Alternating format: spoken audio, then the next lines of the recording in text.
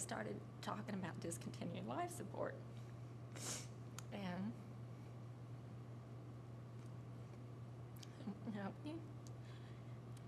we talked about it. That was on that Wednesday, and they kept assuring us that there was no way, even if they kept treating the methanol, that because of the brain damage, that there was nothing that could be done. So I wanted to wait until give it another day. Well, I was the one that called the police. That morning, that Wednesday morning, when Dr. Akers, he called me before I got there. It was before 7:30. I was getting Megan ready for school. He said, "We think this may have been a poisoning, an intentional poisoning, and you need to get the police involved." I'm like, how do I do that, So I said, okay. Even though that afternoon before, the decision about removing life support, I met the police. They asked me to come back to the house so they could look for possible sources. The specialists have looked at it now, said that the amount of diet drinks that he consumed would easily account for the levels of methanol that he had in his body. I think drinking the creatine just kind of must have pushed it over the edge, Adulteration of a substance and first-degree murder. And the jury gave me 20 years on the adulteration and 30 on the murder, and the judge ran them concurrently.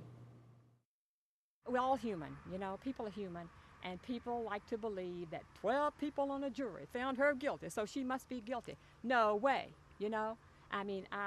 I have argued that since day one, and I still do not understand what those people could have possibly heard in those testimonies.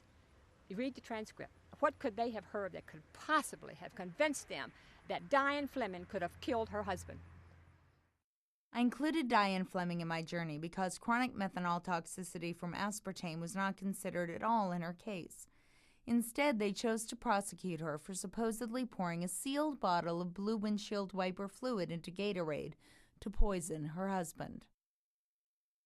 While there is no way that I can definitively state the precise or exact cause of my own condition, I did drink 6 to 10 cans of diet soda per day for 20 years, and when my body told me to stop, I eventually got better.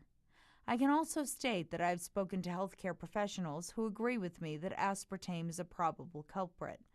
When I first embarked upon this journey, a part of me was expecting to return empty-handed. What I uncovered, however, was that the current measures of food safety are failing us. So what do we do today? We drove and drove and drove, and now we're going to drive some more. What would you say to the makers and manufacturers of aspartame now, if you could? I think they owe me a fortune. They owe me an apology. But they owe me a fortune. I live on Social Security disability. I have nothing left. I'm very heavily in debt. I am trying very hard to start my own business, but that in itself takes money that I don't have. So I'm doing it bits and pieces as I can. But after that, just each day was just better and better and better. I'm still finding things that it's in because they don't label it very well. And that is very, very aggravating because you have to read each label. And I've got 3 kids and everything, and I don't have a whole lot of time to go spending a year and a half in the grocery store to do a week's worth of groceries and reading every label that I get my hands on. I've been into chat areas and talked to people with multiple sclerosis, and they're very, very hostile to people like me. So I don't tout it too much.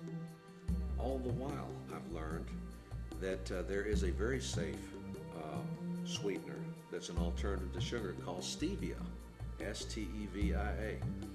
To this day, the FDA will not allow stevia to be labeled, advertised, or promoted as a sweetener. It cannot state that. It's just an alternative food supplement.